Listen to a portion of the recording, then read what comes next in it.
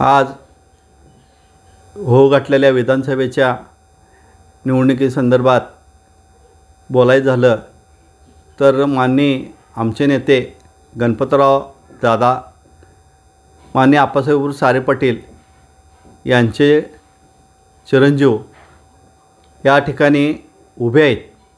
विधानसभेच्या निमित्तानं त्यांचं जे आपणाला आव्हान करायचं आहे ते इतकंच की आज जवळजवळ प्रचाराचा लास्ट दिवस आहे आणि गेली एक महिनाभर प्रचाराची रणधुमाळी या ठिकाणी चालू आहे।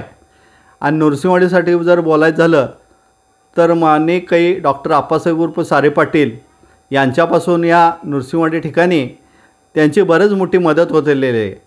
मग तो महापूर असेल, इतर कुठलेही संकटे असतील किंवा कन्यागत महापर्वकाळसारखे पर्वकाळ इतर आत्तापर्यंत जे होत आले ते सर्व पर्वकाळ किंवा इतर दत्तजयंती इतर कुठलाही सण असू दे किंवा नृसिंहवाडी दत्त देवस्थानच्या बाबतीत असू दे त्यांची आजपर्यंत मोठी मदत होत आलेली आहे।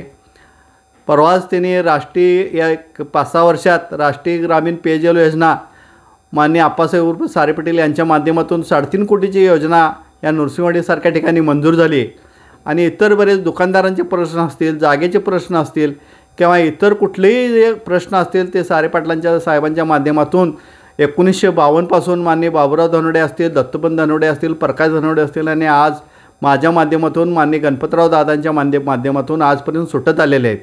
आणि त्यांनी कुठल्याही नृसिंहवाडीच्या नागरिकांना जात पक्ष भेदभाव न करता कुठलेही कामं आजपर्यंत करत आलेले आहेत। त्या नृसिंहवाडीकरांना माझं आव्हान आहे, नृसिंहवाडीच्या ज्या प्रेमाखातर जे सारे पाटील कुटुंबियांचं प्रेम आहे आणि नृसिंहवाडीकरांचं जे त्यांच्यावर प्रेम आहे याच्या खातीर नृसिंहवाडीकरांनी माननीय गणपतराव दादा पाटील यांच्या 1 नंबरच्या हात या चिन्हासमोरचं बटन दाबून त्यांना प्रचंड बहुमताने निवडून द्यावं असं माझी मनोमनाने कळकळीची विनंती आहे। कारण का गेले कित्येक वर्षाची कामं जर पाहता नृसिंहवाडीसारख्या ठिकाणी ज्या वेळेला नृसिंहवाडी इतकी उदयाला आली नव्हती, अगदी संत गतीने ह्या ठिकाणी कृष्णामय वाहते अशा पद्धतीने नृसिंहवाडीचं पण वातावरण शांत संयमी होतं। त्यावेळीपासून माननीय सारे पाटील साहेबांची ह्या नृसिंहवाडीला मदत होत आलेली आहे।